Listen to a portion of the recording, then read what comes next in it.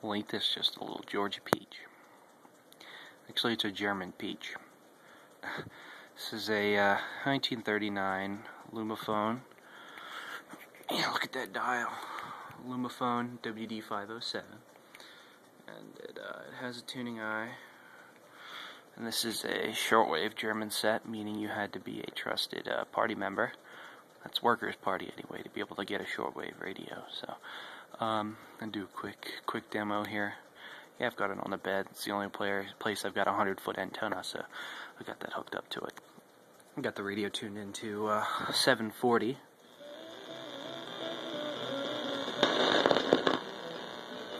Don't mind that interference. It's a wall charger somewhere.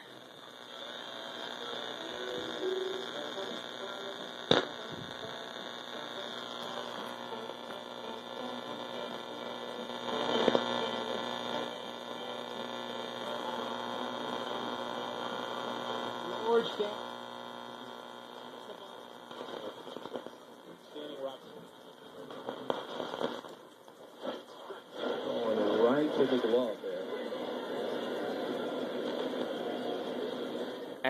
Excellent sounding radio. Thanks for watching.